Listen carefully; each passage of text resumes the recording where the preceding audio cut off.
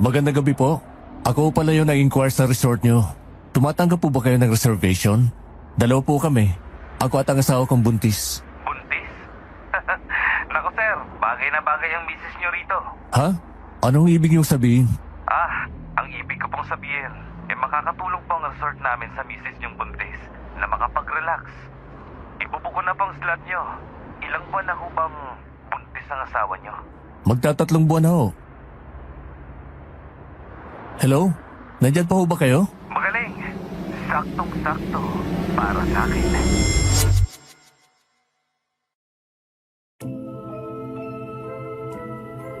Nais mo bang malaman kung ano ang tinutukoy na sakto para sa kanya? Paano kung, halimbawa, nagising ka isang gabi habang nagbabakasyon, nakita mo na lang bigla ang inyong receptionist na hindi na makapagsalita ng tama? Tutulungan mo ba siya? O tatakbo ka dahil iba na ang kutob mo rito? Kung gusto mong masaksihan ang naranasan ng ating letter sender, pakinggan mo ito hanggang dulo. Siyak mapapaisip ka kung sino ba talaga sa kanila ang tunay na may bala. Magandang araw po, Miss Anne. Alias ko ho ang pangalang Mona. Meron na po akong 2 anak at tahimik kaming namumuhay dito sa amin. Matapos ang lahat, hindi ko inisip na magkakaroon pa kami ng ganito kapayapang buhay. Dahil una, ang asawa kong si Paulito ay isang ex-convict. Ilang taon din akong nahiwalay sa kanya dahil sa kanyang pagkakakulong. Kaya noong nakalaya siya, hindi ko mapigilan ang saya ko noon. Ganoon din ang aking asawa. 1 taon ang dumaan, naisipan namin ni Paulito na magbakasyon kami dahil hindi pa kami nakakapag-outing. Ang akala ko magiging masaya ang bakasyon namin pero ito pala ang magiging simula sa alaalang hanggang ngayon. Hindi ko pa rin kayang kalimutan. Ito ang karanasang nagpaisip sa akin ulit na baka hindi na talaga magkaroon ng kapayapaan ang buhay namin.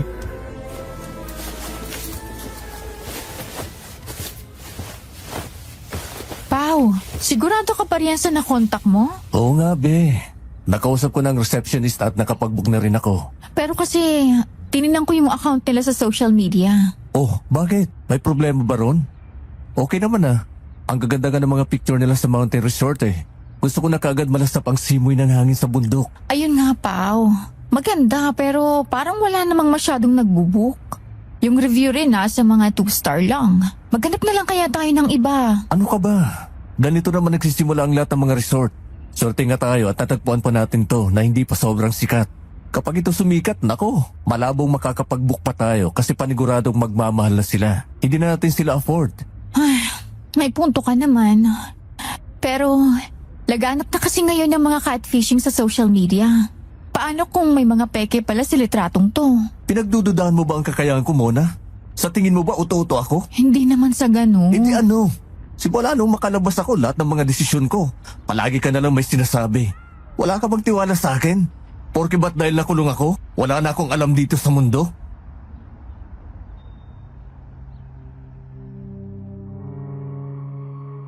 Hindi kaagad ako sumagot noon dahil nararamdaman ko ng mauuwi na naman sa away ang usapan namin na ito. Hindi may pagkakaila na marami kaming mga hindi napag-uunawaan. Pero ang gusto ko lang naman sanang mangyari yung sigurado kaming safe sa mapupuntahan namin. Lalo na 3 buwan na akong buntis. Bumuntong hininga na lang ako noon at hindi na nakipagtalo pa dahil ayoko ring ma-stress.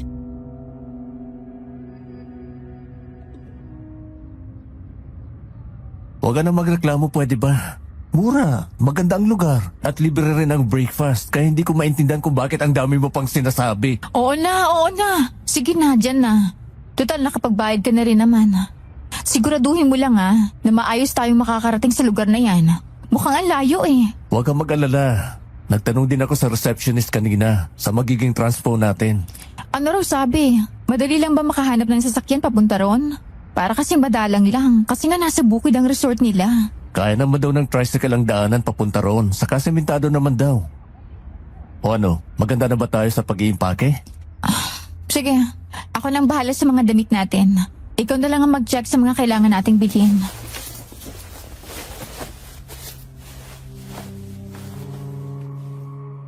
Kagaya ng usapan namin, ako ang nagligpit ng mga damit habang si Paulito naman ang umasikaso sa ibang bagay. Lumipas ang 3 araw at oras na para bumiyahe. Maaga kong ginising si Paulito. Lumabas kami ng bahay noon, mga alas 5 pa lang ng madaling araw. Nagpunta kami sa terminal kung saan doon kami sasakay ng jeep papuntang probinsya. Mahigit 3 oras din ang naging biyahe namin noon. Pagdating namin, kumain muna kami saglit ng tanghalian bago sumakay sa isang tricycle. Halos mapuno na namin ang sasakyan ni Manong noon dahil sa mga malalaking bag namin. Okay lang din naman daw dahil isa lang ang nakasakay sa kanya.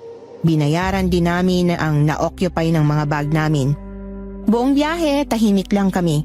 Habang papalayo ng papalayo kami, pakipot ng pakipot ang daanan at pakunti ng pakunti din ang mga kabahayang nakikita ko sa gilid ng kalsada. Napalitan ito ng mga puno ng niyog, pero hindi rin yung nagtagal nang maramdaman ko na ang pag-angat ng kalsada. Napahawak ako sa upuan ko dahil ramdam ko ang pagtaas ng unahan ng sasakyan. Paakyat na kami ng bundok. Ang mga niyog na nakita ko kanina ay napalitan na ng mga higanteng kahoy na hindi ko kilala at mga naghalo-halong mayayabong na damo. Napatingin ako sa nakaupo sa katapat ko na walang kibo. Nakasuot siya ng itim na shawl kaya hindi ko maaninag ng maayos ang kanyang muka. Pero napapansin ko ang paminsan-minsan niyang pagsulyap sa akin. Ang galaw ng kanyang ulo na yumuyuko at tumataas ang basihan ko sa pagmamasid niya sa akin. Hindi ko nagustuhan ang mga titig na binibigay niya sa akin at gusto ko sana siyang kumprontahin. Subalit pinangunahan ako ng kaba. Merong kakaiba sa aura ng babae na hindi mapigilang magtayuan ang mga balahibo ko sa katawan.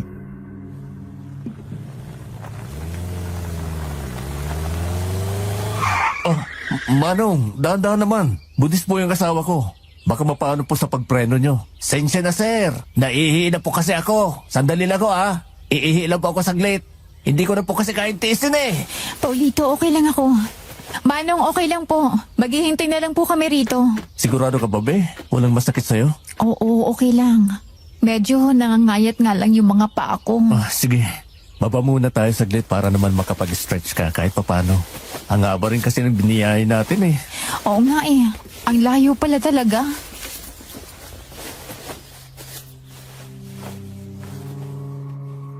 Tinulungan ako ni Paulito na makababa sa sasakyan. Kamuntikan pa akong matumba nun dahil hindi kagaya sa syudad ang patag ng lupa. Nanibago ako dahil nasa kalagitnaan na kami ng bundok. Bawat lingon ko, wala akong mahagip na mga kabahayan. Imbis na mga busina ng sasakyan, mga huni ng ibon at iba pang mga insekto ang naririnig ko. Malalim akong napahinga dahil sa presko ng hangin.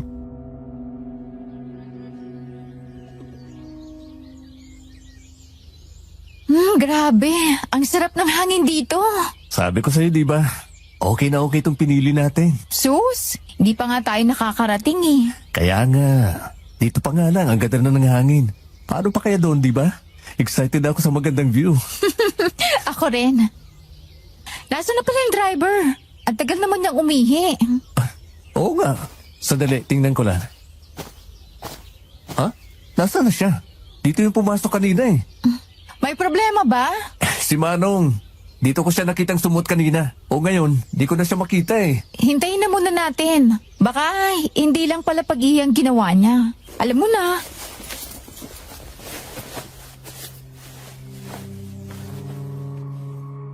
Bumalik ako sa loob ng sasakyan at doon hinintay ang driver. Pero tumagal ng ilang minuto, hindi pa rin namin nasilayan ang pagbabalik niya. At ang minutong yun ay umabot na ng oras. Palubog na ang araw kaya nag-umpisa na rin akong mag-alala noon. Si Paulito hindi na rin mapakali kaya bumaba na siya at pinuntahan ang direksyon kung saan nagtungo ang driver kanina. Naiwan kaming dalawa ng babaeng hindi pa rin kumikibo. Para akong masasakal sa katahimikan sa pagitan naming dalawa. Idagdag pa ang kaba ko sa kanya kaya pinili ko na lang doong bumaba. Nakatayo lang ako noon, nakatalikod at hinihimas ang tiyan ko nang makarinig ako ng mga yabag. Kaagad akong lumingon upang salubungin ang aking asawa pero iba ang bumungad sa akin. Bahagya akong napasigaw sa gulat nang makita ang babaeng nakatayo na pala sa likuran ko at kamuntikan ng mabangga ang mukha ko sa kanya. Tinanggal nito ang kanyang shawl at nagulat ako dahil sa ganda niyang taglay. Kumikinang ang kanyang balat sa sobrang kinis at puti. Ang kanyang pilik mata ay makapal at mahaba, bumagay sa hugis ng kanyang mga mata. Mapupula ang mga labi niya na animoy ipinaglihi sa kamatis.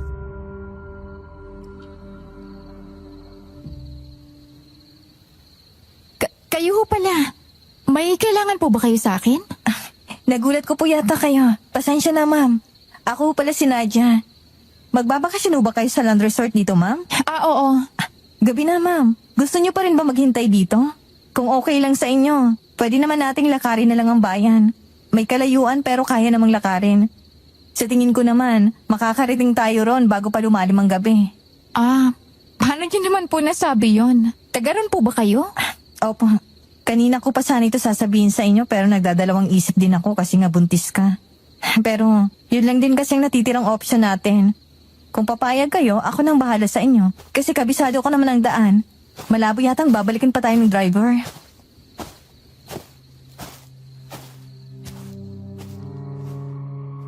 Pagkatapos yung sabihin ng babae, dumating ang asawa ko na may dismaya sa kanyang mukha. Hindi na raw niya nahanap ang driver. Wala rin siyang masagap na signal para makapag-contact ng kakilala. Dahil doon, sinabi ko kay Paulito ang suhestyon ng babae. Kita naman ang pagdadalawang isip sa mukha ng asawa ko.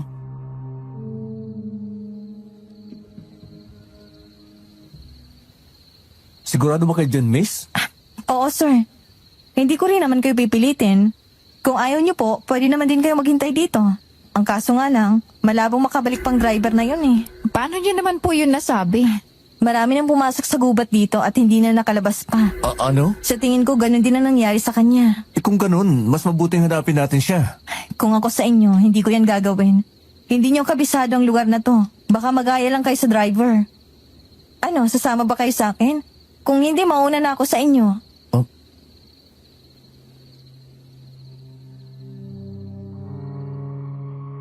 Kahit nalabag sa kalooban ko na maglakad noon, tama si Nadia na wala na kaming ibang paraan para makaalis doon. Baka maabutan pa kami ng gabi kung pipiliin naming hintayin yung driver, kaya pinili na lang naming sumunod sa kanya. Mabagal ang paglalakad ko noon dulot ng pagbubuntis ko. Hindi rin naman ako pinipressure ng dalawa kong kasama, kaya kahit papaano ay nakapagpapahinga ako. Inisip ko na lang noon na maganda itong ehersisyo para sa akin. Noong una, naging skeptical akong makipag-usap kay Nadia. Magkasing edad lang kami ng babae pero mas bata itong tingnan kesa sa akin. Para bang isa lang siyang teenager. Kaya nagulat talaga ako noon nung sinabi niyang may anak na siya. Nagtagal ang paglalakad at nagtuloy-tuloy ang pag-uusap namin ni Nadia. Dahil doon, nawala ang pagkabagabag ko sa kanya. Masaya naman siyang kausap at meron din siyang nakukwento sa akin tungkol sa kanyang pagiging ina. Siyempre, naging interesado rin ako dahil ako rin ay malapit ng maging isang ganap na ina. Halos 1 oras din kaming naglakad nang masilayan na namin ng isang malaking building. Pamilyar ito sa akin. Saka ko ito namukhaan nang magsalita si Paulito na puno ng sigla ang boses.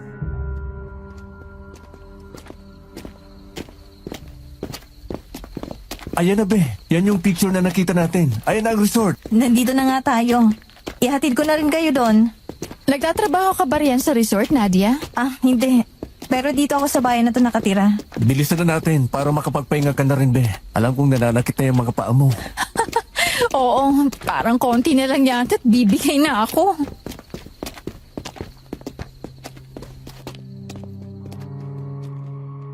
Nang makarating kami sa labas ng resort, ibinigay na ni Nadia ang bag na binitbit niya at saka kami iniwan doon. Meron namang isang lalaki ang lumabas mula sa resort. Ito yung receptionist na nakausap ni Paulito sa telepono. Si Ryan. Malawak ang ngiti nitong sinalubong kami. Nagulat pa nga ako sa pagiging accommodating niya dahil sinalubong niya pa talaga kami sa labas.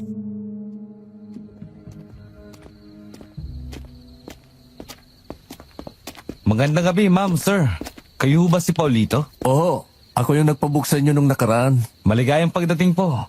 Kumusta naman po? Ay, medyo pagod sa biyahe. Minalas kasi sa sinakyan eh. Itong misis ko pagod na pagod na. Mukhang kailangan nyo na pong magpahinga. Pasok po kayo. May kailangan lang po kayong permahan. At pwede na po kayong pumunta sa room nyo. Ito nga po palang susi nyo. Doon po sa second floor ang room nyo. Saan po dito ang restaurant nyo? Diretso lang po kayo, ma'am. May maliit na shed po sa dulo. Doon po ang dining area namin. Feel free to have your dinner po. Ako na mag-aakyat ng gamit, be. Dumiretso ka na lang sa restaurant para hindi ka na mahirapan pa. Sige, mag-order na rin ako ng kakainin natin. Ito na bang restaurant? Yes po, ma'am. Sige po. Happy dinner po sa inyo ng mister nyo.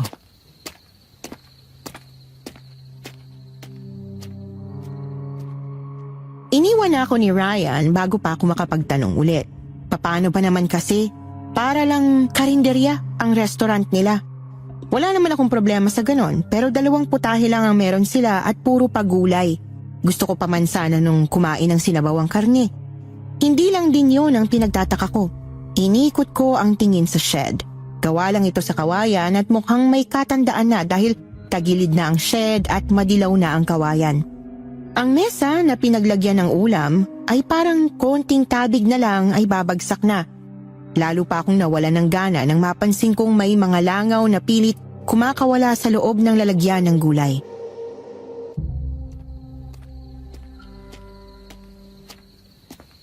Ano ba naman to?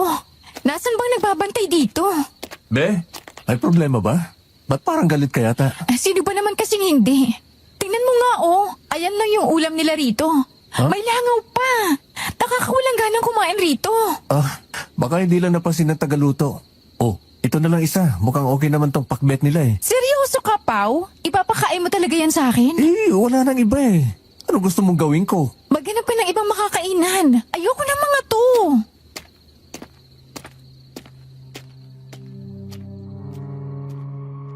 Iniwan ko si Paulito sa shed at umakyat sa second floor.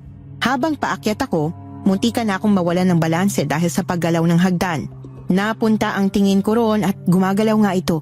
Mukhang kailangan na ng repair. Napairap na lang ako sa inis at nagpatuloy na sa pag-akyat. Pagdating ko sa room namin, mas lalo lang sumama ang pakiramdam ko. Parang bodega na pinag-iwanan na ng panahon. Ang pintura sa dingding ay napupunit na. Ang kama naman, 2 nga pero sobrang liit. Ibang-iba sa picture na nakita namin sa social media dahil king size ang nakalagay doon.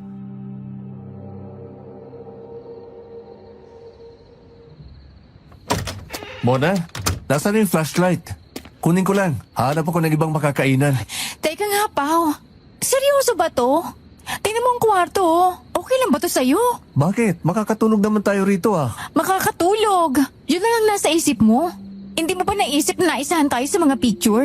Tingnan mo, ang pangit-pangit. Yung banyo, Diyos ko, ang dumi. Hindi pa gumagana yung shower. Nandito na tayo eh. Alam ka namang umuwi tayo ngayon. Gabi na. Kasalanan mo to eh. Kung nakinig ka kasi sa akin, wala sana tayo sa pangit na resort na to. Anong sabi mo nung nakaraan? Naswerte tayo dahil nakita natin to na hindi pa sikat. Sa tingin mo magiging sikat pa ba to? Paulito, ano ba? Labas lang ang maganda rito. Sinisisi mo ba ako, Mona? Talaga? Ngayon mo pa ito gagawin sa akin? Talaga? Tsaka sinabihan na kita nung nakaraan eh. Pero anong ginawa mo? Nagpumilit ka. Ikaw pang galit. Hindi ko naman alam na ganito pala eh. Kung alam ko, edi sana, hindi na tayo tumuloy dito. Alam mo, ang hirap mong kausap. Bahala ka dyan. Hindi ako matutulog sa resort na to. Teka, Mona, saan ka pupunta? Malayo sa'yo. Ayoko munang makita ka at makausap. Ha? Naiinis ako sa pagmumukha mo eh. Wala kang paki sa akin at sa dinadala ko.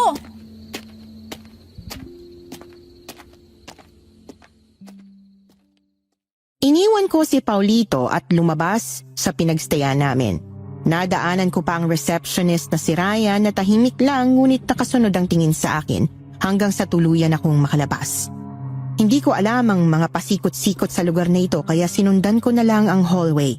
Madilim na ang paligid at sobrang lamig ng hangin dito na animo isang yelo ang dumidikit sa balat mo. Napatigil lang ako sa paglalakad noon nang mawala na ang sementadong hallway. Doon ko lang napansin na napalayo na pala ako sa resort at wala na ring mga kabahayan pa ang nandito.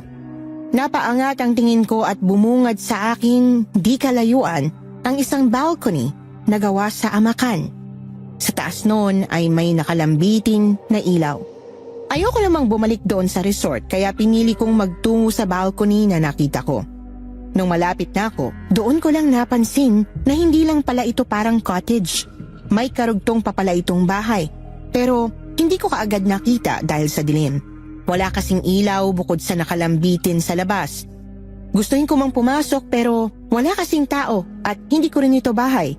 Baka mapagkamalan pa akong magnanakaw kaya kahit mabigat sa kalooban kong bumalik sa resort, naisip ko noon na wala akong ibang choice dahil wala na akong ibang matutulugan pa. Aalis na dapat ako noon nang bigla na lang may humawak na malamig na palad sa aking pulso.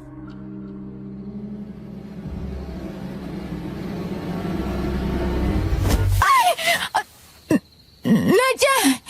Diyos ko! Ikaw lang pala yan. Ginulat mo naman ako. Pasensya na. Napansin ko kasi may tao sa labas kaya nilapitan kita. Akala ko rin kung sino eh. Dito ka ba nakatira? Oo. Ikaw, bakit ka nandito? Hindi ba dapat nasa resort kayo ngayon? Nasaan ang asawa mo? Bakit ikaw lang mag-isa? Ayun. Iniwan ko rin sa resort. Nakakainis kasi. Hindi ko nagustuhan yung resort. Wala pang ibang mga guests. Kami lang kaya lalo ako nagalit sa kanya. Pakiramdam ko kasi parang na-scam kami. Alam ba ng asawa mo na nandito ka? Hindi. Ayaw ko rin bumalik doon. Bahala siya sa buhay niya. Kung gano'n, anong gusto mong gawin? Gusto mo bang pumasok na muna dito sa amin? Okay lang ba sa'yo? Hindi ba ako makakaabala? Hindi. Tsaka gabi na rin. Huwag kang magpalamig. Baka magkasakit ka pa, buntis ka pa naman.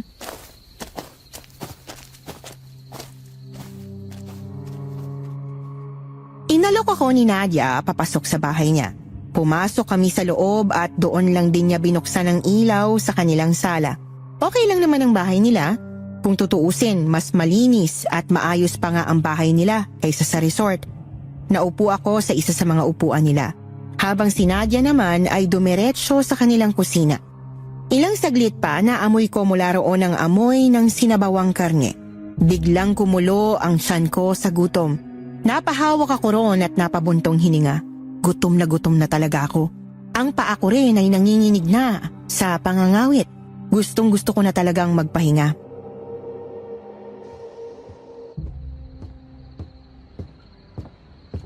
Mona, kumain ka na ba? Kung hindi pa, halika at sabayan mo ako. Talaga? Okay lang ba? Sensya na, Nadia. Gutom na talaga ako eh. Naku, okay lang. Ano ka ba? Kumain ka ng marami para sa baby mo. Marami naman itong niluto ko. Humigop ka ng maraming sabaw. Ang sarap. Nakakatanggal ng lamig. Naku, buti na lang pala umalis ako rin sa resort. Kung hindi, naku! Baka kumakain na ako ngayon ng nilalangaw nilang ulam. Ganun na ba talaga kapangit ang resort? Hindi pa kasi ako nakakapasok ulit ron. Nako, ewan ko nga at bakit tumatanggap pa sila ng guests. Dapat nagsara na sila. Naututuloy ang asawa kong uto-uto. Hayaan mo na siguro. Wala na rin naman kayong magagawa eh. Pag-usapan nyo na lang mamaya kung anong gagawin nyo pagkatapos natin kumain. Nadia, pasensya na pero pwede bang dito muna ako magpalipas ng gabi? Ayoko talaga munang bumalik doon at makita ang asawa ko. Ayoko siyang kausapin. Pakiramdam ko, hindi na naman niya ako maintindihan. Pero hindi ba siya mag-aalala sa'yo? Malay ko ron. Hindi ko nga alam kung kaya ba nung mag-alala sa akin eh. Hala, sige. Kung gusto mong manatili dito, okay lang din naman sa akin. Talaga? Naku, maraming salamat talaga, Nadia. Bukas na bukas din, aalis din ako kaagad.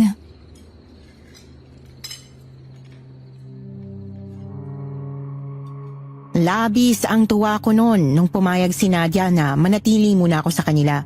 Wala naman akong balak na magtagal. Ang gusto ko lang talaga ay palipasin ang gabi at itulog itong nararamdaman kong inis. Pagod na rin ako at ayokong makipagtalo sa asawa ko. Pagkatapos namin kumain, dinalhan ako ng banig, unan at kumot ni Nadia. Pinahiram niya rin ako ng damit niya para makapagpalit ako. Nang makahiga ako, doon ako nakahinga ng maluwag. Parang mababali na ang likod ko kanina dahil sa layo ng nilakad namin. Pakiramdam ko nga pagdating ng kinabukasan ay mananakit ang buo kong katawan. Hindi nga ako nagkamali dahil pagising ko, halos hindi ko maramdaman ang mga paa ko. Pero kahit papaano ay nagawa kong makatulog ng maayos at napawi rin ang pagod sa biyahe kahapon. Handa na sana akong bumangon nang marinig ko ang boses ng asawa ko sa labas ng bahay ni Nadia.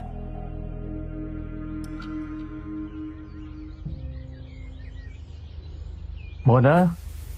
Mona? Gising ka na ba? Pwede na ba tayo mag-usap? Anong ginagawa mo rito? Paano mo ako nahanap? Pinuntahan ako ni Nadia kagabi. Siyang nagsabi sa akin na dito ka sa kanila nagpalipas ng gabi. Oh, galit ka pa rin ba sa akin? Sa tingin mo? Sorry na, be. Oo na, kasalanan ko na. Tama ka nga at mukhang scam tong napunta natin. Sabik lang naman kasi ako eh. Saka gusto ko rin kasi makabawi sa mga taon na wala ako sa tabi mo. Naisip ko noon na pag ako ang pumili ng resort, pakiramdam ko ay managawa na ako para sa'yo kahit papaano. Di mo naman kailangan yung gawin eh. Naiintindihan ko naman. Ang importante lang talaga sa akin ay magkasama na tayo ngayon. Sorry na. Hindi ko na ulitin, promise. Sa susunod, makikinig na talaga ako sa sasabihin mo. So ano? Uuwi na ba tayo? Yan din ang naisip ko kagabi. Pero, Mona, tingnan mo muna ang paligid.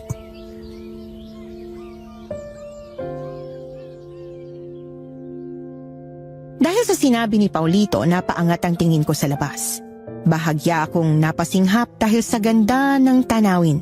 Parang nagkaisa ang bughaw na langit at berdeng bukirin para akitin akong manatili pa rito.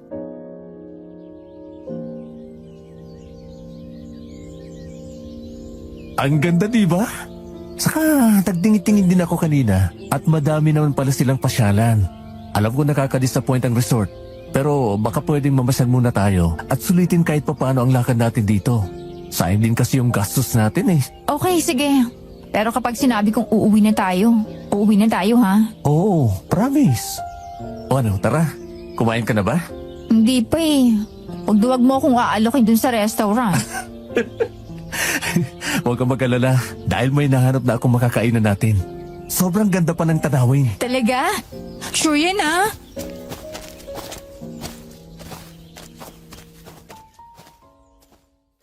Hindi na ako nagtampo pa kay Paulito at sumama na sa kanya. Hahanapin ko na sana si Nadia para magpasalamat at magpaalam pero hindi ko siya makita sa bahay nila. Ang inisip ko noon ay baka may pinuntahan lang. Pumasok ulit ako sa loob para ligpitin ang kumot at banig na ipinahiram niya sa akin nang makarinig ako ng mga yabag ng paa sa likuran ko. Akala ko si Nadia na pero nagulat ako dahil boses yon ng isang bata. Pagtingin ko, isang batang lalaki ang nakatitig sa akin. Hindi ito kumukurap o ngumingiti man lang. Hinawakan nito ang pulso ko at tinanong ang aking pangalan.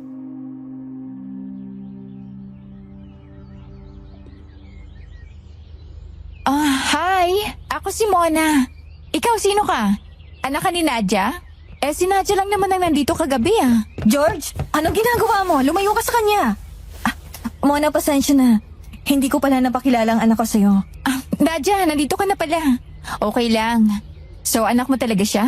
Ba't wala siya kagabi? Natulog na kasi siya kaya hindi ko na napakilala sa'yo.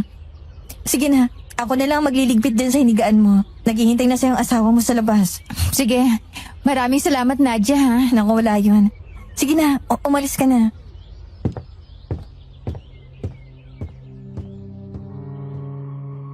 Parang tinataboy ako ni Nadia noon kaya hindi na ako nangulit pa sa kanya at umalis na sa bahay nila. Napalingon pa ako ng isang beses sa bahay nila upang tingnan ang anak niya at nabigla ako dahil nakatitig din pala ito sa akin. Hindi ko na lang yun pinansin pa at nagmadali nang umalis kasama si Paulito.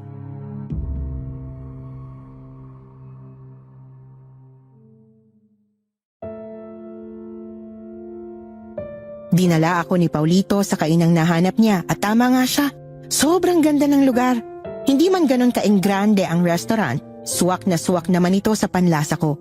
Marami rin silang mga putahe at mukhang alagang-alaga nila ang lugar. Nag-order na si Paulito ng makakain namin at ako naman ay naupo sa lamesa kung saan kitang-kita ko ang view ng mga bundok. 8:00 na yata nung umaga noon pero nandoon pa rin ang makapal na hamog. Nagmistulang pugad ng mga diwata ang lugar dahil sa misteryo nitong dala. Tuluyang nawala ang sama ng loob ko sa asawa ko dahil sa view at nang malasahan ko ang ulam. Sobrang sarap ng adobo at mainit pa. Pagkatapos naming kumain, namasyal kami kagaya ng pinag-usapan naming mag-asawa. Kahit na masakit ang mga paa ko, naglakad-lakad pa rin ako kasama si Paulito. Marami kaming nakuhang picture doon sa engrande nilang hardin. Meron din silang viewing deck na pwede mong matanaw ang kung anong nasa ibaba. Kahit papaano, nakalimutan kong estado ng pinagsistayan namin. Buong araw kaming namasyal at nang makabalik kami sa room namin, tiniis ko na lang ang kapangitan nito at naupo sa kama.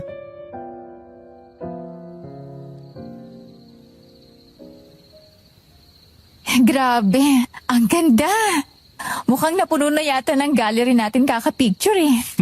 Sabi sa'yo, di ba? Ang bait din ng mga taga rito. Nilibre pa tayo ng pasalubong na keychain. Oo nga eh. Pero, hindi ko alam kung dapat ko pa ba itong sabihin sa'yo. Ah? Bakit? May problema ba, be?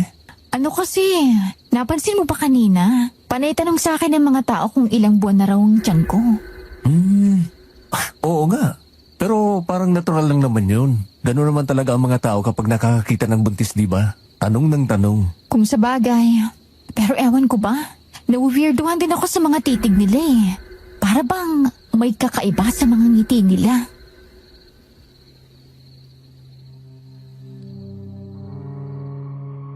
Hindi naman sa hinuhusgahan ko ang mga itsura nila. Pero sa tuwing niningitian nila ako kanina, hindi mapigilang tumaas ang mga balahibo ko sa katawan. Hindi ko mabasa ang mga mata nila. Masyadong nakakapaso ang mga titig nila. Kulang na lang ay hatakin ako palapit sa kanila.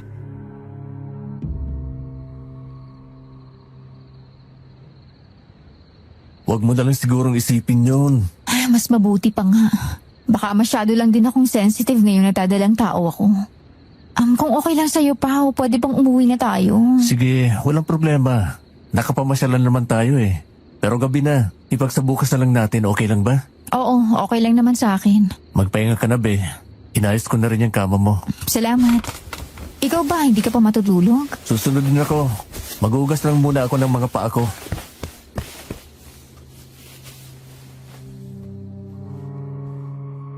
Nauna na akong matulog kay Paulito. Hindi ko na naramdaman nang nahiga na siya sa kama dahil sa pagod ko. Pero hindi rin nagtagal nang magising ako dahil sa nakakarinding ingay sa paligid. Napabangon ako noon sa kama at pinakinggan ang mga naghalong sigawan mula sa labas. Mga boses ng matanda, bata, babae, lalaki at meron ding sanggol na umiiyak. Anong nangyayari? Humiga ulit ako at pinilit na makatulog pero hindi na talaga ako tinablan ng antok. Idagdag pa ang lamig na sumusuot sa kumot kaya napayakap ako sa aking sarili.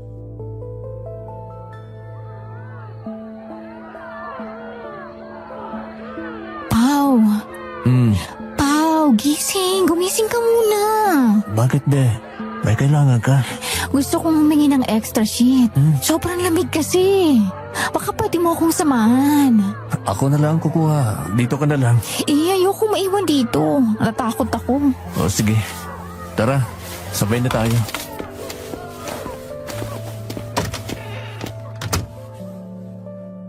Bumaba na kami ni Paulito habang magkahawak ang kamay namin. Ayokong bumitiw sa kanya dahil sa dilim ng lugar. Isang ilaw lang kasi ang meron sa daanan, kaya kailangan pa naming magdala ng flashlight. Bukod sa ingay sa labas, ang mga yabag namin sa sira-sirang hagdanan ang umaalingaw-ngaw sa paligid. Nang makababa kami, dumiretso agad kami kay Ryan na nandoon pa rin sa post niya.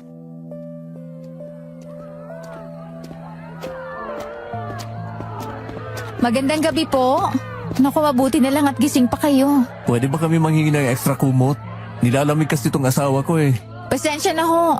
Sana hindi kami nakakaabala sa inyo. Hello po. Sir, naririnig niyo ba kami? Hello, sir? Tulog ba kayo? Paanong tulog yan? Nakatayo naman.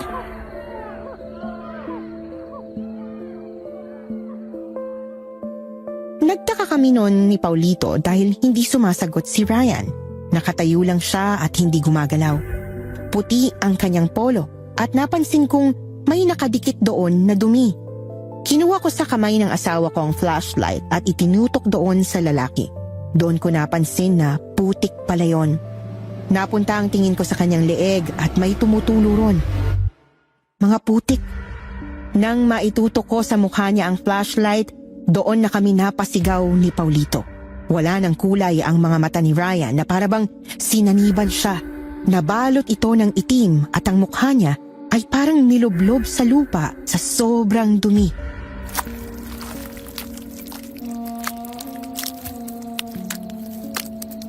Mona, takbo! Bilis! Ano yun, Pao? Ba't ganun ang mukha niya? Ano nangyari kay Ryan? Hindi ko alam. Natatakot rin ako. Tulong! Tulungan niyo kami! Mona! Paulito! Lasya! Salamat naman at nandito ka. Tulungan mo kami. Yung receptionist kasi. Huwag na kayo magpaliwanag. Sumunod na lang muna kayo sa akin.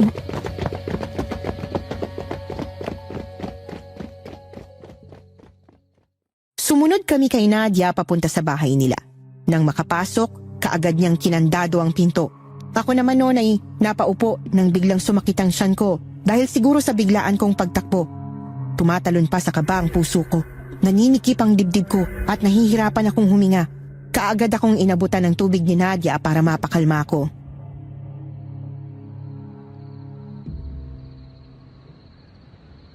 Okay ka lang, babe? Huminga ka ng malalim. Ganyan nga. Huwag kang matakot. Nandito kami, okay? Ano yun, Pao? Anong nangyari kay Ryan? Hindi ko maintindihan na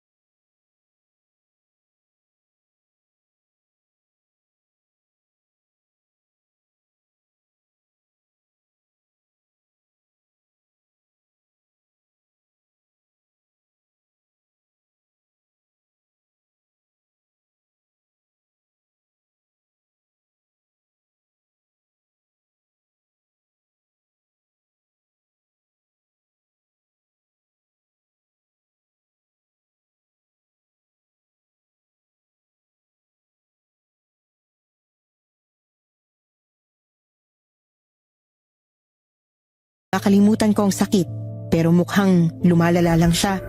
Mangiyak-ngiyak akong nakahawak sa kamay ng asawa ko habang nagmamakaawa sa kanyang umalis na kami sa lugar na ito.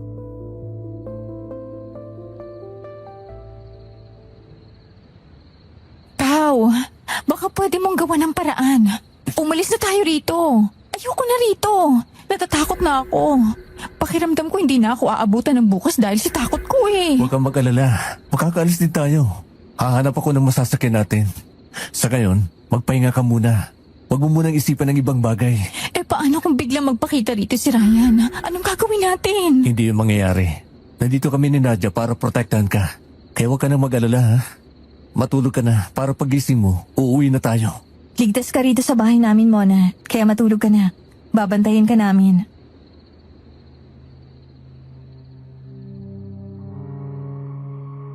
Kahit papaano ay naibsan ang takot na nararamdaman ko.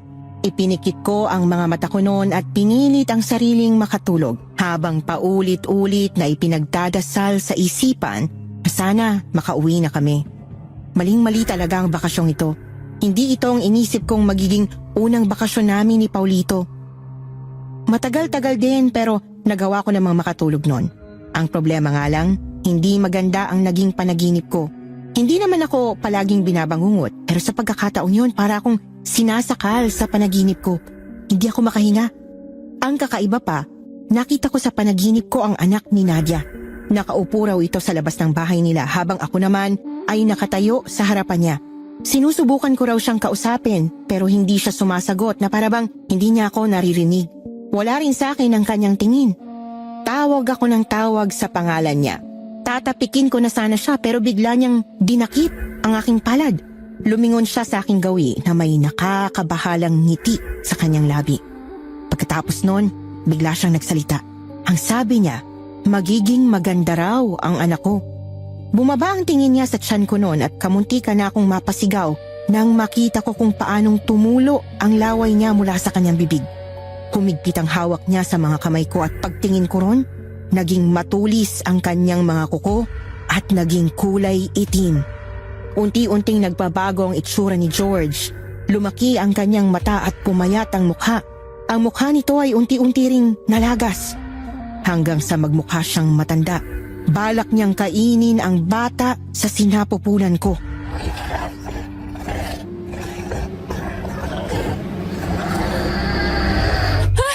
Lumayo ka sa akin! Mona, ayos ka lang ba? Puno-puno ka ng pawis. Nasaan ang anak ni Nadia? Nandito ba siya? Oo, kanina. Pero lumabas siya kasama si Nadia. Bakit? Napanaginipan ko kasi siya. Si George. Bigla siya naging aswang at gusto niyang kainin ang baby natin. Ha? Nako, mukhang masyado ka nga yatang naapektuhan sa nangyari kagabi. Kaya ka binangungot. Kagabi? Bakit? Anong oras na ba ngayon? Umaga na, be.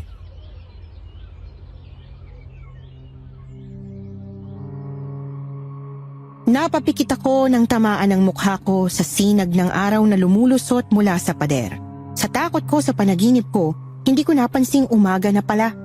Doon lang ako napahinga ng maluwag dahil sa wakas may liwanag na rin. Ang kabang na mayani sa puso ko kagabi ay dahan-dahan ng humuhupa.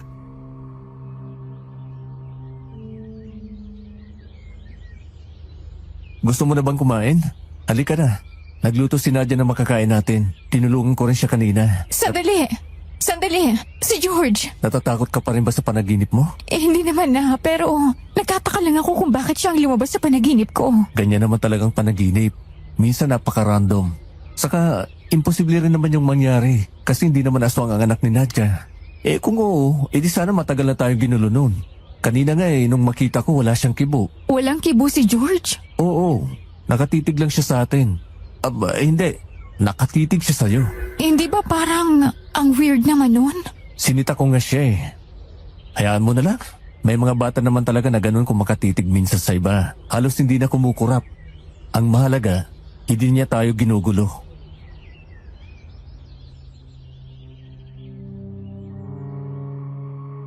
Kinumbinsi ko ang sarili na yon ang dahilan. Hindi ko naman kasi pwedeng ipilit ang panaginip ko dahil ang panaginip ay isang panaginip lang. Hindi yon pwedeng gawing pruweba. Tsaka ayoko ring akusahan ng masama ang anak ni Nadia. Lalo na't walang ibang ginawa si Nadia sa amin kundi ang maging mabait at tulungan kami.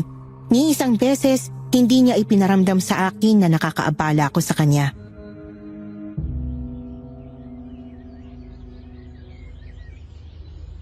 Mona, dito ka muna ha. Babalik ako doon sa pinagstayhan natin para kunin ang mga gamit natin. Ano? Hindi pa delikado yung gagawin mo. Baka makita ka ni Ryan. Nagtanong ako kay Nadia kagabi at ang sabi niya sa akin, okay lang daw na balikan ko ang mga gamit natin. Kadalasan kasing nangyayari kapag daw nag-ubaga na, wala raw si Ryan doon.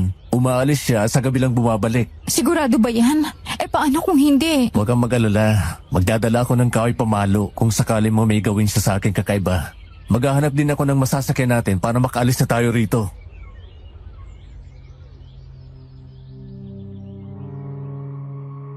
Nabuhayan ang loob ko pagkatapos yung marinig. Pagkatapos namin kumain, umalis na si Paulito at naiwan akong mag-isa sa bahay.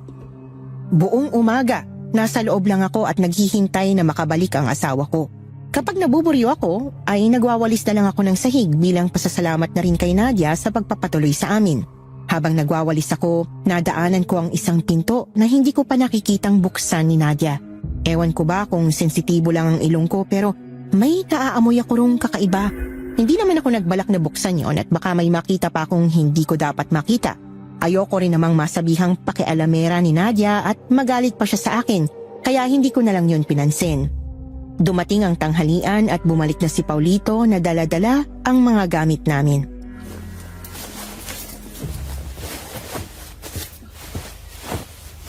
Pao, kumusta? Wala namang naging problema sa pagkuha mo ng mga gamit. Wala naman. Tama nga si Nadia. Wala si Ryan doon. Mabuti naman kung ganun.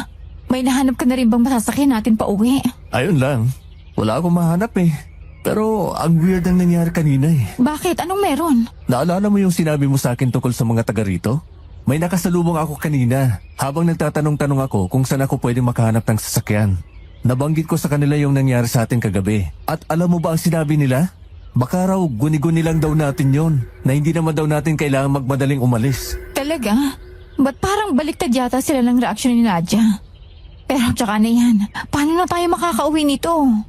Sobrang dalang daw talaga ng mga sakayan dito eh. So ano? Mananatili pa tayo rito? Pasensya na be. Dapat pala nanghingi tayo ng number doon sa tricycle na sinakin natin papunta rito. Malabo rin namang makukontak natin yon kung meron man. Hindi nga tayo binalikan, di ba? Kung wala pa si Nadia, baka nandun pa rin tayo sa daan.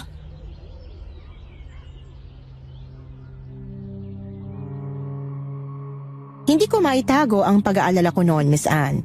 Para kaming na-stranded sa isang isla na para bang wala nang ibang paraan kundi ang manatili na lang muna kami ron. Wala namang gumugulo dito sa bahay ni Nadia, siguro dahil malayo ito sa ibang kabahayan, pero ayoko rin namang magtagal pa kami rito. Bukod sa pagkabahala ko, nahihiya na rin ako at baka makaperwisyo pa kami sa mga nakatira rito. Kinuha ko ang cellphone ko noon para sana mag-text sa mga kakilala ko pero ang problema, walang kahit isang kudlit ng signal. Siguro, ginawa na rin ito ni Paulito kanina dahil umiling lang siya nang utusan ko siyang maghanap ng signal.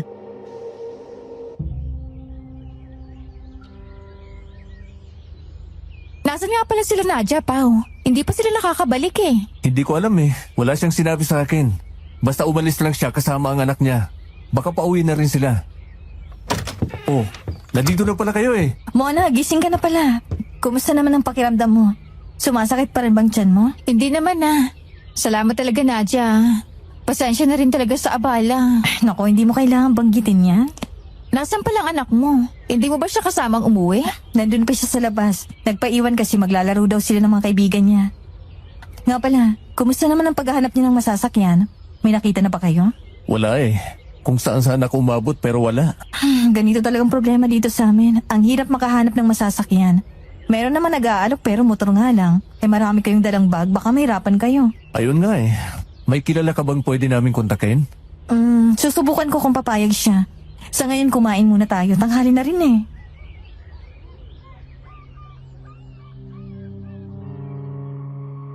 Nagluto ng tanghalian si Nadia at karne ulit ang ulam namin. Napapansin ko ro na palaging karneng baboy ang ulam ni Nadia. Kung paano sila kumain ay para bang takam na takam talaga at wala nang makakahigit pa sa sarap na kayang ibigay ng karne. Pati buto ay minsan dinidilaan nila at sinisip-sip hanggang sa may lasa pa ito. Siguro paborito nila ang karne pero hindi naman sa nanghuhusga ko.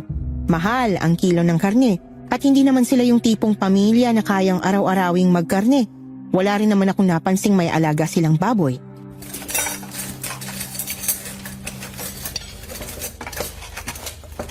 Mahilig talaga kayo sa karne, no? Oo. Hindi kasi kumakain ng gulay si George. Hindi ko naman siya mapilit kasi alam mo na kapag bata, ang hirap pakainin ng mga gulay. Minsan ka na nga lang talaga makakita ng bata na hindi mapili sa ulam. Kaya naman pala. Ikaw, hindi ka ba nagsasawa na puro na lang kayo karne? Hindi naman. Paborito ko rin ito eh. May pinagmanahan naman pala ang anak mo. Hindi mo ba tatawagin ang anak mo para magtanghalian? Uuwi rin yun dito. Ayaw niya iniistorbong paglalaro niya eh.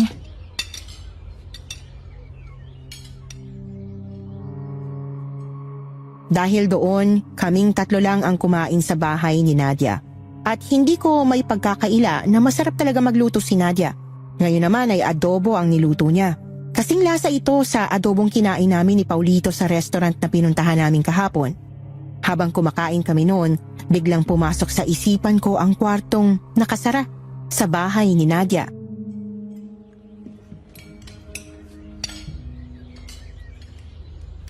Nadia, ano palang laman ng kwarto na yun? Para kasing nangangamoy eh. Ganun ba? Kwarto yan ng anak ko, nako. Baka may binitbit na naman kung ano yun at nakalimutan niyang ligpitin. Ano bang mga dinadala ng anak mo? Minsan pala may pagkakataon din na ahas. Ha? Ano? Ahas? Hindi ba siya natatakot? Ayun na nga eh. Ilang beses ko na siyang sinita kasi baka makagat siya. Pero ayaw pa rin talagang makinig. Ang tigas ng ulo nun eh. Siya nga pala, pagkatapos nito aalis ulit ako ha. Susubukan kong kausapin yung kakilala kong tricycle driver. Talaga, naku, salamat Isama mo na rin si Paulito. Oo nga. Nakakaya naman na ikaw pa ang gagawa sa amin yan. Okay lang, mas mabuting may kasama rito si Mona. Baka rin kasi gabi na ko eh. Medyo malayo rin yung bahay nila eh. Sigurado ka ba? Oo. Pero ipapaalala ko sa inyo ha. Kung sakaling mang may pumunta rito hindi nyo kilala, huwag niyong pagbubuksan. Naiintindihan nyo ba? Bakit? May dapat ba kaming ikabahala? May posibilidad bang guluhin kami ni Ryan? Hindi si Ryan. Pero baka may ibang taong may balak din sa inyo. Pasensya na kayo. Pero mas mabuting wala kayong pagkatiwalaan sa lugar na to. Kaya hindi rin ako nakikipag-usap sa mga tao rito. Kasi palaging taliwas ang opinyon namin sa mga bagay-bagay. Kaya ba malayo ka sa kanila? Ganun na nga. Basta tandaan yung sinabi ko.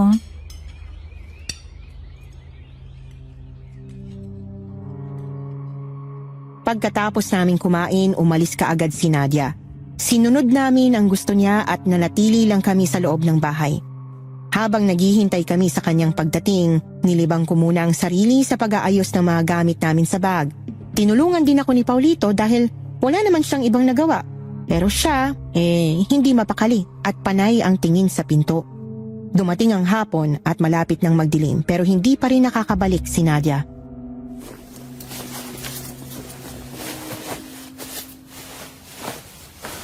Mukhang tama nga si Nadia. Gagabin siya. Gaano kaya kalayong pinuntahan niya? At hanggang ngayon hindi pa siya nakakabalik. Yung anak niya rin, hindi pa umuwi. Puntahan ko kaya, magdidilim na eh. Nakalimutan mo na bang sinabi ni Nadia? Huwag na raw tayong lumabas kapag magagabi na. Baka pauwi na rin yung anak niya kaya hintayin na lang natin. Kung sa bagay, mukhang ayos lang din naman kay Nadia na nasa labas ang anak niya.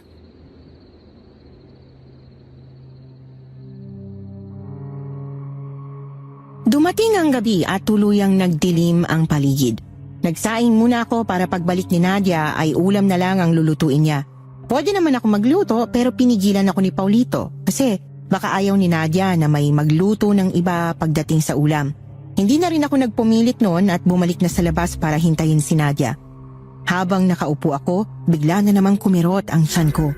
Napahawak ako doon at hinaplos-haplos ito. Humihiling na sana mawala ito. Pero parang tinutokso ako at mas lumala lang ang pagkirot nito. Hindi ko na napigilan ang sarili at napadaing. Kaagad akong nilapitan ni Paulito noon para tingnan ang kalagayan ko.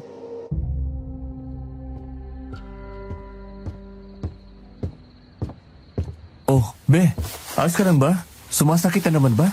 Oo hindi ko rin alam kung bakit. Ay, gusto mo bang payaran natin ng haplas? Kukunin ko lang ha. Nilalamig din ako, Pao. Pakikuha rin ako ng jacket, please. Sige, sandali. May lagnat ka ba? O baka kinakabag ka? Tingnan mo mga balahibo mo, parang kinikilabutan.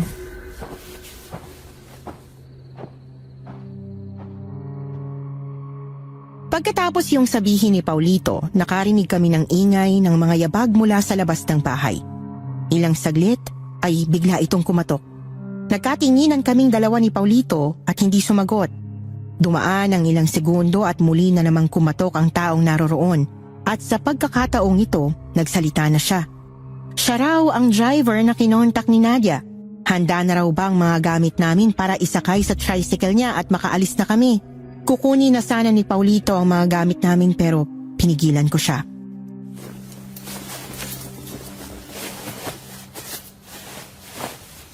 Teka lang, Pao. Oh, bakit? May problema ba? Dali na para makauwi na tayo. Sandali lang. Kailangan muna natin makasiguro kung siya ba talagang kinuha ni Nadia. Anong gagawin natin? Tatanungin ba natin? Ako na. Kuya, sino po nagpadala dito sa inyo? Kilala niyo ho ba? Ano po, ma'am? Hindi ko kayo masyadong marinig. Tinatanong ko po kung sino hong nagpadala sa inyo rito.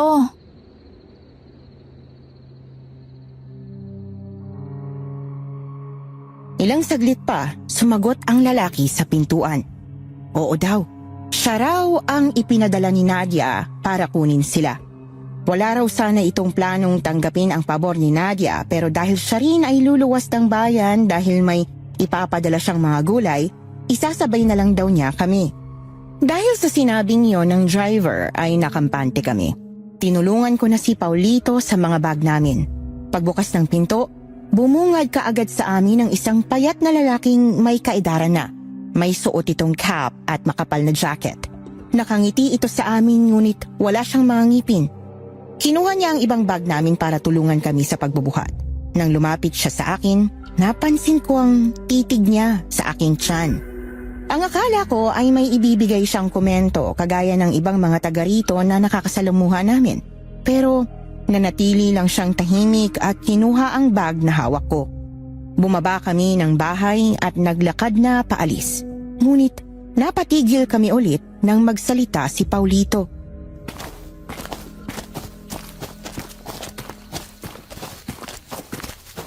Be, teka lang.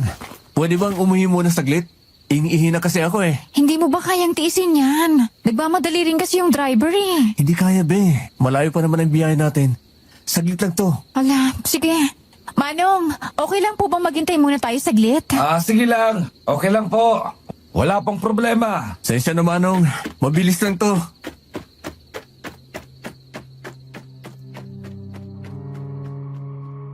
Tumango naman ang driver.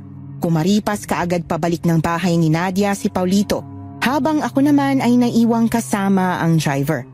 Nakatayo lang ako sa labas ng tricycle nito.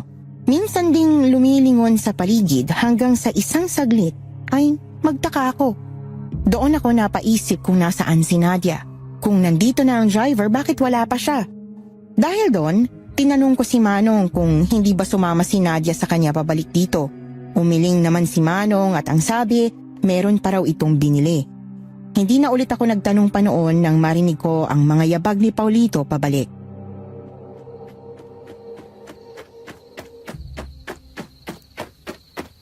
Sorry, tara na. Sumakay na tayo. Okay ka na. Baka maya-maya niyan, maiihi ka na naman. Hindi na talaga. Oh, si George yun ah. George, ngayon ka lang umuwi? Hi, George! Pakisabi na lang sa mama mo mamaya pag uwi niya. Nasalamat sa tulong niya. Uuwi na kami ngayon. Hindi na namin siya mahihintay at nagmamadali si Manong eh. Oo nga. Salamat sa inyo ng mama mo ah. Mag-ingat kayo rito.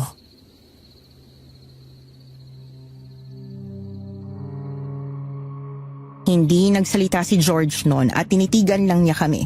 Papalit-palit ang tingin nito sa akin at kay Manong driver. Hindi naman talaga palasalita si George kaya hindi na rin ako nagtaka sa inakto niya. Pumasok na kami sa tricycle at nagtabi kami ni Paulito sa front seat dahil napuno na ang likuran ng sasakyan. Tahimik lang kami buong biyahe.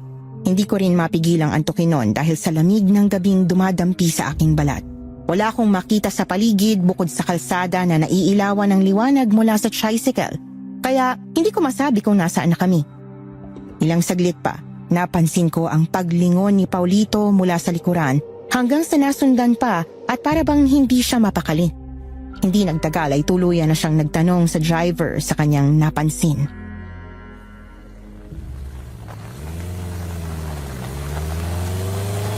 Manong, may manok po ba kayong dala? Anong manok? Hindi mo ba narinig ang sinabi niya kanina? Mga gulay daw ang dala niya. Tatanong lang naman eh. May amoy kasi. Parang patay na hayop na ewan. Hindi mo ba naamoy? Wala naman akong napapansin. Baka amoy lang yan ng gulay, Pao. May amoy ba ng gulay na ganito katapang?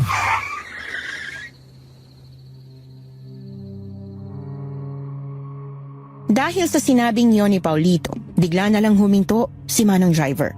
Biglaan ang paghinto niya kaya muntik nang masubsob ang mukha ko sa salamin kung hindi lang dahil sa kamay ng asawa ko. Sabay kaming napatingin kay Manong doon.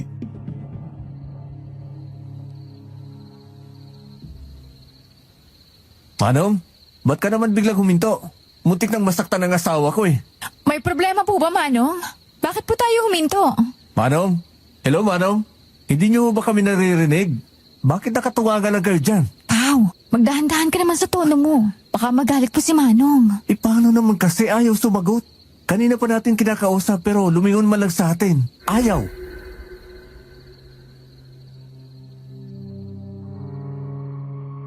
May punto si Paulito.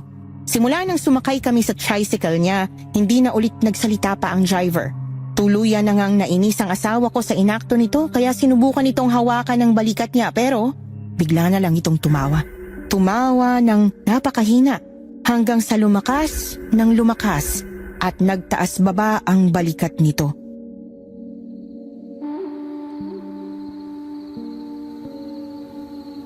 Mukha ho ba kaming nagbibiro? Mawalang galang na po, pero parang nakakainsulto naman po ang ginagawa nyo. Manong, ano bang nangyayari sa inyo? Hindi na ho kayo nakakatuwa. Pao, anong nangyayari sa kanya? Bakit niya binagok ang ulo niya? Hindi ko alam. Baba na lang tayo. Hindi na ako umangal nang hilahin ako pababa ni Paulito dahil ako mismo ay kinakabahan sa inaakto ng driver. Hindi lang isa, kundi marami pang beses niyang hinahampas ang ulo niya at hanggang sa makababa kami, ganun pa rin ang ginagawa niya. Hindi pa kami nakakalayo sa tricycle nang biglang kumirot ang tiyan ko. Napasapo ako roon at dahan-dahang napaupo sa kalsada dahil sa namimilipit na sakit. Parang sinusuntok ito at hindi ko alam kung anong pwede kong gawin para mawala ito. Impit akong napasigaw. Nataranta naman si Paulito dahil sa akin. Pilit niya akong pinatatayo pero hindi kaya ng nanginginig kong tuhod. Habang iniinda ko ang sakit, may sumuot na amoy sa ilong ko. Amoy ng patay na hayop. Napatingin ako sa asawa ko dahil dito. Nang bumalik sa isipan ko ang inireklamo niya kanina sa driver. Pao, anong sabi mo kanina? Anong amoy ang naamoy mo kanina? Parang nabubulok. Hanggang ngayon nandito pa rin eh. Pili ko nasa tricycle yung amoy. Naamoy ko na siya, Pao. Ang baho nga, sumasakit ang ilong ko. Ano yun? Ano yun, Pao? Mona, sa likuran mo. May tao sa likuran. Si Manong driver! Umalingaw-ngaw ang paghiyaw ko habang hinihila ko ni Paulito patayo. Dahan-dahan akong napatingin sa likuran ko at kamuntikan na akong maestatwa. Si Manong driver, nakatayo at nakatingin sa akin. Ngunit may nagbago sa kanya. Ang kanyang mga balikat ay hindi na pantay, na para bang na-dislocate ang isa at umabot sa kanyang tainga ang pag-angat nito. Habang ang kanyang leeg naman ay parang nabanat patagilid. Ang mga mata niya ay parang wala ng buhay dahil hindi man lang ito kumukurap. Tumutulo mula sa dila niyang nakalabas sa kanyang bunganga. Ang laway na parabang takam na takam siya sa amin. Hayop! Anong nangyari sa'yo, Manong? Layo mo kami! Pao, para siyang si Ryan. Hindi na siya normal. Hawakan mo ang kamay ko at huwag kang bumitaw. Tatakbo tayo! Pao, sinusundan niya tayo. Tumatakbo na rin si Manong. Pao, maabutan niya tayo. Bilisan mo pa, Mona! Bilisan mo pa! Ginawa ko ang sinabi niya kahit na sobrang sakit na ng tiyan ko at mga tuhod. Tumutulo na ang pawis naming dalawa. Si Paulito naman ay walang tigil na sumigaw, humihingi ng tulong. Nagbabaka sakaling may makarinig sa amin. Ginawa ko rin ang ginawa niya habang tumutulo na ang mga luha ko sa mga mata. Pinili kong maging matatag noon dahil alam kong parehas lang kami ni Paulito na kinikilabutan sa mga pangyayari. Parehas kaming nalilito, natatakot, at wala nang maintindihan pa sa mga taong taga rito. Naisipan kong lingunin si Manong driver sa likuran namin para tingnan ang layo namin sa isa. Pero muntikan na akong mawala ng malay dahil sa gulat nang ang mukha kaagad nito ang bumungad sa akin. Kaagad akong napapikit nang buksan nito ang bunganga at nag-akma akong kagatin. Pero iba ang sumunod na nangyari. Narinig ko na lang na may kumalabog sa kalsada. Naramdaman ko ang pagyakap sa akin ni Paulito.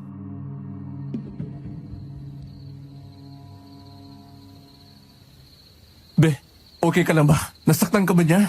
Hindi. Pero ano nangyari? Nasaan si Manong? Lubayan mo sila! Akin lang sila! Naiintindihan mo ba? Nadia? Bakit ka nandito? Ang akala ko... Mamaya ako na ipapaliwanag. Okay ka lang ba, Mona? Bukod sa masakit ng tiyan ko, okay lang naman ako. Si Manong, nasaan na siya? Umalis na siya. Ano? Umalis na? Anong ibig mong sabihin?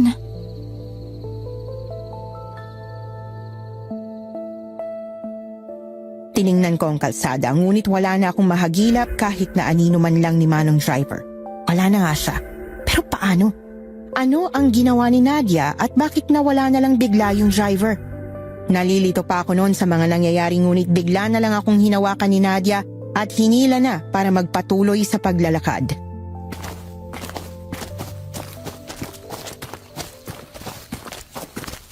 Saan mo kami dadalhin, Nadia? Pauwi sa bahay. Hindi kayo makakauwi na ganito pa sila ka-agresibo. Anong ibig mong sabihin? Tsaka, paano kami makakabalik noon eh? Ang layo na namin sa bahay niyo. Nagkakamali ka. Hindi pa kayo nakakalayo. Huh? Nilinlang lang kayo ng driver na yon. Nandito pa kayo sa lugar namin. Ha? Hindi ako makapaniwala. Nandito pa agad tayo.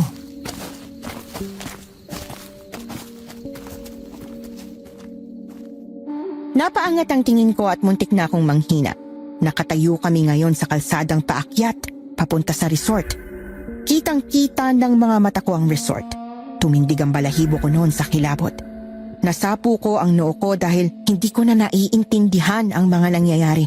Hindi ko na sila mapagtagpi-tagpi pa sa realidad. Para bang pinaglalaroan kami ng paulit-ulit at ayaw kaming bitiwan. Paulit-ulit kaming binabalik sa lugar na ito.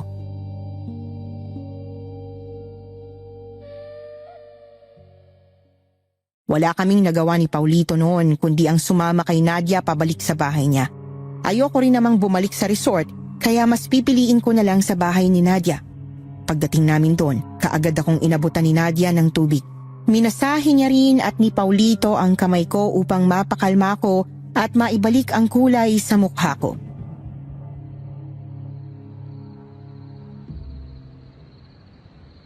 Masakit pa rin bang tiyan mo? Hindi naman na masyado. Pero nandun pa rin. Kaya ko namang tiisin. Pasensya ka na, Mona. Sa tingin ko kaya sumasakit ang tiyan mo dahil sa stress mo dito. At dahil na rin siguro sa presensya ng mga tao rito. Ano? Hindi ka namin maintindihan. Ipaliwanag mo naman sa amin kung may alam ka. Kasi litong-lito na kami. May sakit ba ang mga tao rito? Bakit ba nagbabago na lang sila tuwing gabi? Ano bang pakay ng driver kanina? At bakit muntik na niya kaming saktan? Si Mona ang balak niya.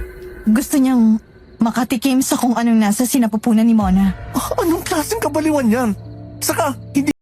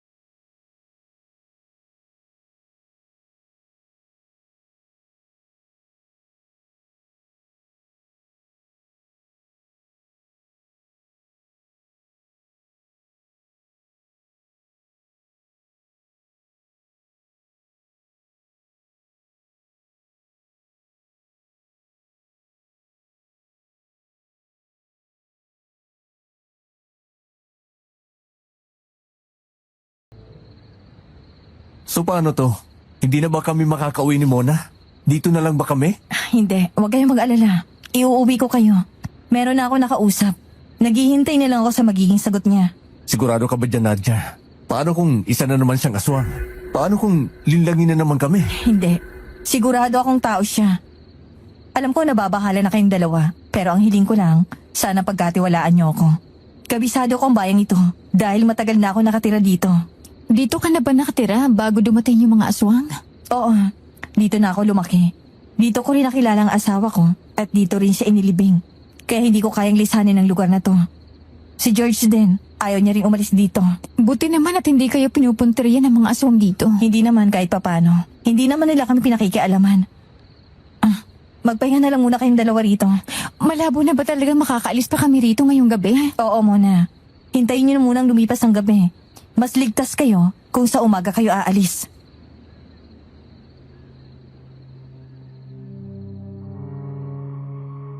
Tumango kami ni Paulito bilang tugon. Pagkatapos ng pag-uusap na yon, nangalay ang buo kong katawan. Wala akong ibang gustong gawin noon kundi ang humiga. Si Paulito rin ay mukhang ubos na dahil tahimik lang siya habang naglalatag ng banig. Ang akala namin matutulog na rin si Nadia pero bigla itong nagpaalam sa amin na aalis muna siya saglit. Hindi na rin kami nagtanong pa dahil sa pagod. Ilang oras ang lumipas, nagising ako dahil sa uhaw. Purong kadiliman ang bumungad sa akin dahil nakapatay na lahat ng ilaw. Hindi agad ako gumalaw noon. Nagbabaka sakaling makakatulog pa ako ulit dahil ayoko talagang tumayo at kumuha ng tubig. Nandun pa rin kasi sa isipan ko ang imahe ni Manong Driver at pakiramdam ko nandito lang siya sa paligid. Napunta ang atensyon ko sa aking katabi na humihilik. Bahagya kong tinapik si Paulito para gisingin siya.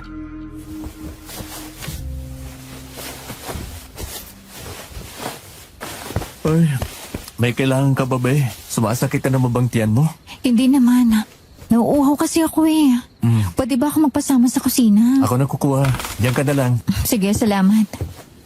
Nga pala, nakabalik na ba si Nadia? Hindi ko napansin eh. Nakatulong na kaagad ako kanina. Pero may narinig akong ingay. Baka siya na yun kanina.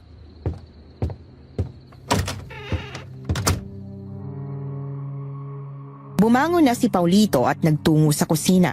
Naiwan akong mag-isa sa higaan. Bumangon din ako noon at isinandal ko ang likod ko sa paanan ng upuan. Bahagya akong napasinghot nang may mapansing kakaibang amoy. Bigla akong kinabahan. Hindi naman ito katulad ng amoy sa tricycle ni Manong Driver pero parang nabubulok pa rin ito. Malansa at maanghang sa ilong. Napatakip ako sa ilong ko habang iniikot ang paningin sa paligid. Bumangon ako at binuksan ang ilaw. Pagbukas ng ilaw, ay siya ring sinundan ng mga kaluskos mula sa isang kwarto. Ang kwarto kung saan naroon si George. Ito rin yung kwartong sinabi ko noong nakaraan na parabang mapaho na. Hindi kaagad ako lumapit doon at wala talaga akong planong lumapit nang marinig ko ang boses ni George. Naroon ang bata at humihingi siya ng tulong. Nalock daw siya sa loob at hindi raw siya makalabas kahit anong tulak niya. Dahil sa pag-aalala ko, mabilis kong hinawakan ang doorknob at pinihit ito pabukas kahit na nandoon pa rin ang malansang amoy. Pagbukas ko, kadiliman ang bumungad sa akin. Nasaan si George? Hinanap ko siya ng aking mga mata pero nagulat na lang ako nang may humawak sa aking pulso. Napababa ang tingin ko ron at sumigaw nang makita ang matutulis na itim na mga kuko. Pilit niya akong hinihila sa loob ng kwarto. George! Ano nangyayari sa'yo? Tulong! Pao! Tulungan mo ako! Bakit? Ano? Hayop! Bitiwan mo siya! Muna! Hawakan mo ako! Pao! Huwag niyo mo ako bitiwan, please! Bitiwan mo ang asawa ko ha, bata! Masasaktan ka talaga! Ayaw mo talagang bumitaw ha? Hindi nagdalawang isip na tadyakan ni Paulito ang tiyan ng bata. Doon na siya napabitaw sa amin nang matumba siya sa sahig. Dali-dali kaagad kaming lumayo doon sa kwarto. Kaagad akong itinago ni Paulito sa likuran niya nang magsimulang gumalaw si George. At doon ko naaninag ang mga pangil niya. Galit na galit ang mga mata nitong nakatuon sa amin. Bigla kami nitong sinugod. Sa bilis niya, hindi nakailag si Paulito at nakagat ang kanyang braso. Nabitiwan nito ang basong daladala habang sumisigaw sa sakit. Ano ba, George? Layuan mo kami! Lumayo ka na dito. Mona, bilis! Pero paano? Umalis ka na! Akong bahala sa hayop na to! Hindi kita iiwan dito! Umalis ako mula sa likuran ni Paulito at inabot ang kumot na nasa sahig. Kaagad ko itong isinaboy sa mukha ni George dahil doon napabitaw ito sa pagkakakagat. Ginawa itong pagkakataon ni Paulito upang takpan ang mukha ni George. Nagpupumiglas ito at pilit na kumakawala. Nahihirapang huminga sa ilalim ng kumot. Pero hindi natinag si Paulito at hinigpitan pa ito. Nandoon sa mukha ng asawa ko ang galit, inis at desperasyon na makaalis sa sitwasyong ito. Naawa ako kay George pero lumamang sa puso ko ang takot kaya hindi ako umangal sa ginawa ng asawa ko. Ano sa tingin niyo ang ginagawa niyo? Anak ko yan! Nadia! Nadia, ang anak mo! Isa siyang aswang kagaya nila! Bitawan niyo siya, pakiusap! Balak niyang saktan ang asawa ko! Sinaktan niya rin ako eh! Ang awa ko na, Paulito! Mapapatay mo ang anak ko!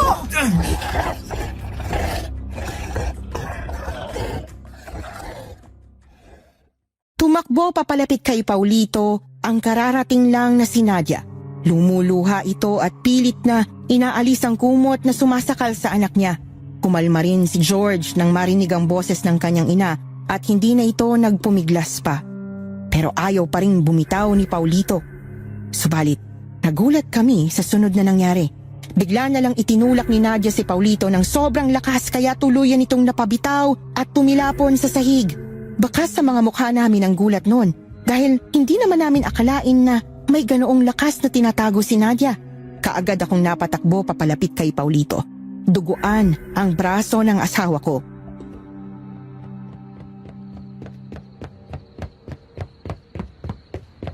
Pao! Diyos ko, ang braso mo! Huwag kang mag-alala sa akin. Kailangan na natin makaalis dito. Mukhang di rin normal ang Nadia na yan. Paulito, huminaon ka! Hindi ko sinasadyang itulak ka ng ganon! Nag-alala lang talaga ako sa anak ko! Sa anak mong ano? Halimaw?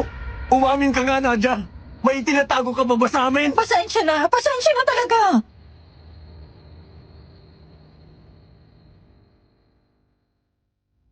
Namuo ang mga luha sa mga mata ni Nadia habang yakap-yakap ang anak na si George. Mukhang bumalik na rin ito sa dati dahil nawala na ang mga kuko, pangil at nakakakilabot na mga mata. Niyakap niya pabalik ang ina habang umiiyak din. Meron itong binubulong, humihingi ng tawad sa kanyang nagawa na parabang nawala ito sa sarili kanina at hindi nito alam ang ginagawa. Tuluyan na rin akong naluha at napahawak ng mahigpit sa asawa kong naminilipit sa sakit ng braso.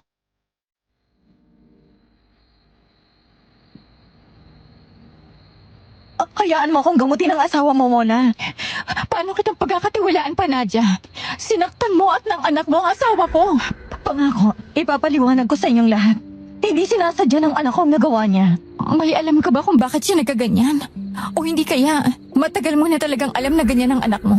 Pero wala kang binabanggit sa amin. Isa rin bang aswang ang anak mo, Nadia? Oo, tama ka. Isang aswang ang anak ko. Pero hindi siya kagaya ng mga aswang dito. Hindi siya nananakit ng mga tao. Kung hindi, ano itong ginawa niya sa amin? Bata lang kasi itong anak ko. Kaya hindi niya pa kayang kontrolin ang sarili niya. May pagkakataong nadadala siya sa amoy ng isang tao, lalo na ng isang buntis sa kagaya mo, Mona. Pero maniwala kayo, hindi kami nananakit ng mga tao. Tanging mga hayop lang ang kinakain namin. Kami? Ibig mo bang sabihin, isa ka ring aswang? Oo, Mona. Isa rin akong aswang. Sa katunayan, unang kami nakarating sa bayang ito bago pa man si Narayan. Pero hindi kami nananakit ng kahit na sino. Wala kaming interes sa mga tao. Nung dumating si Ryan at ang iba pa, nagkaroon ng alitan sa pagitan namin dahil hindi ako sumusunod sa gusto nila. Kaya ako nananahimik dito sa isang tabi dahil ayoko silang makasalamuha. Hindi ko rin naman sila kayang paalisin lahat dito.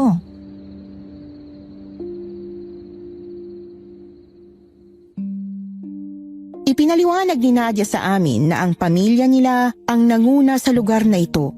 Mapayapa ang buhay nila dati at hindi rin alam ng mga taong nakatira dati sa kanila na may lahi silang aswang dahil hindi naman sila nanggugulo o nananakit ng iba. Ang kanilang mga kinakain ay purong karne ng hayop lang.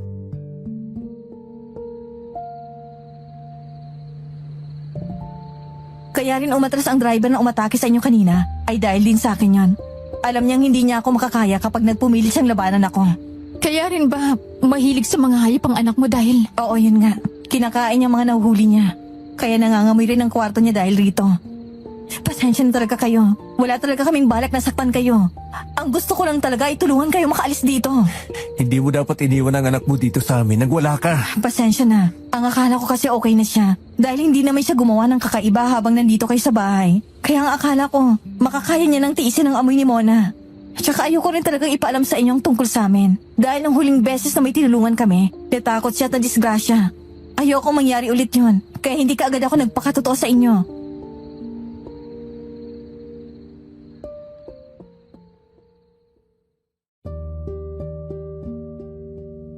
Ibinalik ni Nadia ang anak niya sa kwarto at pinatulog niya muna ito bago bumalik sa amin para tingnan ang sugat ni Paulito. Kumuha ito ng isang boteng may laman na parang tubig lang, pero may mga ugat doon sa loob. Nagdalawang isip pa si Paulito na ipahid yon, pero dahil wala naman kaming malapitang iba at hindi pa rin natigil ang pagdurugo, napilitan kaming manalig na lang sa kakayahan ni Nadia. Kumuha ito ng panyo, binasa ito gamit ang gamot at ipinahid sa kagat ni Paulito.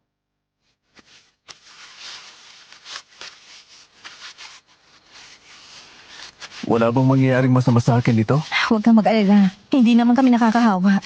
Wala rin akong balak na hawaan kayo ng anak ko. Kaya hindi nyo dapat ipag-alala ito. Pero siguradong sasakit ito ng ilang araw. Kaya bibigyan ko na lang kayo ng gamot para dito. May balita na ba sa kinontak mong driver, Nadia? Oo. Ang sabi niya sa akin, bukas na bukas ng umaga raw, pupunta siya rito para sunduin kayo. Sisiguraduhin ko rin wala nang mangyayaring aberya sa pag-alis niyo. Seryoso na ba talaga yan? Medyo nagdadalawang isip na kaming umasa eh. Oo, sigurado na ito, Paulito. Hindi niyo na kailangan pang manatili rito.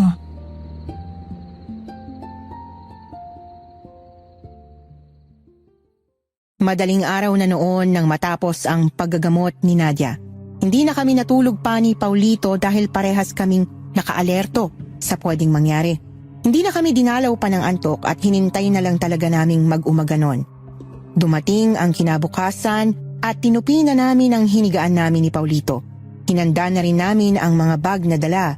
Ipinagdasal ko noon na sana talaga makauwi na kami sa araw na yon.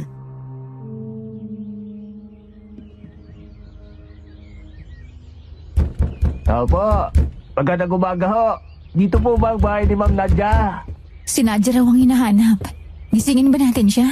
Ako na. Hinihintay ko rin talagang pagdating niya. Magandang umaga po, Manong. Salamat po't pumayag kayo sa pabor ko. Ito na po pala sila. Ha? Hindi ba't ikaw yung driver ng tricycle na sinaki namin papunta rito? Opo. Ako ngayon, sir. Pasensya na po kayo at hindi ako nakabalik. Nawala po kasi ako.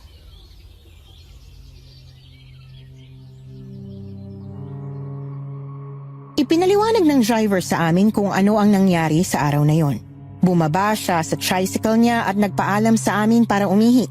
Pumasok siya sa kagubatan noon, pero pagkatapos niya sa kanyang ginagawa, nagulat na lang daw siya na hindi na niya nakita pa ang kalsada pati ang tricycle niya.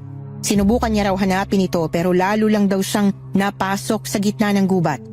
Pinaglaruan siya ng mga nilalang sa gubat at kung di dahil kay Nadia, ay hindi na talaga siya nakaalis pa. Noong gabi kasing yon, binalikan daw siya ni Nadia at hinanap siya. Laking pasasalamat niya kay Nadia kaya ipinangako niya sa babae bilang utang na loob na handa raw siyang tulungan ito kung sakali mang ito naman ang mga ngailangan ng tulong. Nung nagpunta kahapon si Nadia sa kanila, wala siya noon at ang anak niya ang sumalubong sa babae.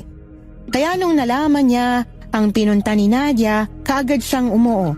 Gusto niya ring bumawi sa amin dahil pasahero din niya kaming naiwan niya.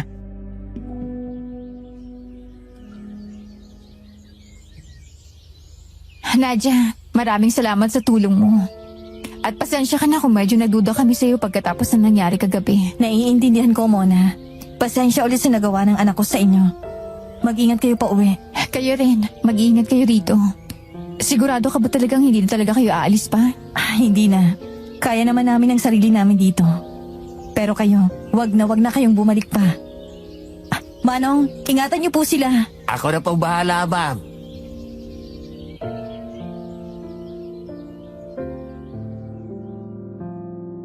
huli naming usapan ni Nadia matapos naming lisanin ang lugar na yon. Sa pagkakataong ito, wala nang aberya pa ang nangyari at tuluyan kaming nakauwi sa amin. Para kaming nanggaling sa napakahirap na training, kaya nang makarating kami sa bahay noon, parehas kaming walang lakas na gumawa ng kahit na ano. Doon ko lang ulit naranasan kung paano matulog ng mahimbing. Yung tungkol sa sugat ng asawa ko, tama nga si Nadia na kikirot ito ng ilang araw. Pero dahil sa tulong ng kanyang gamot, hindi na ito mamamaga. At mabilis na ang naging paggaling nito. Wala rin kaming napapansing mga abnormalya kay Paulito. Dahil sa karanasang yon, sa tuwing nagpaplano kami ng bakasyon, ako na ang pinapabook ni Paulito. Kung siya naman, hinihingi niya muna ang opinyon ko bago kami mag-book sa kanila. Talagang natuto na siya sa naging bunga ng desisyon niya dati. Kahit papaano, kahit na nakakakilabot, may magandang naidulot naman yon dahil parehas na kaming nag-iingat sa mga desisyon sa mga bagay-bagay. Hindi na talaga kami bumalik pa sa lugar na yon. Hanggang dito na lang din po ang kwento ko. Maraming salamat po sa lahat ng mga nakinig hanggang dulo.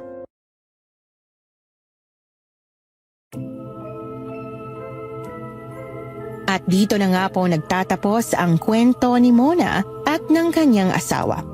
Talaga namang nakakakilabot ang karanasang yon, lalo na't ilang araw pa silang na-stranded sa lugar.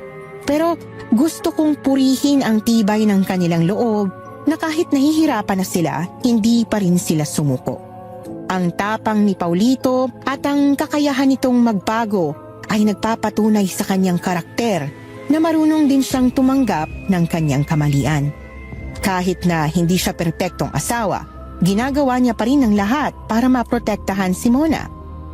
Si Nadia naman, noong una, minsan mapapaisip ka kung sincero ba talaga siya sa kanyang mga akto.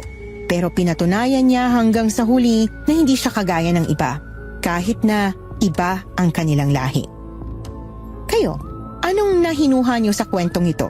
Sa tingin ko naman ay meron na kayong mga sagot sa inyong puso at naway baunin niyo ito hanggang sa susunod nating kwento. Maraming salamat.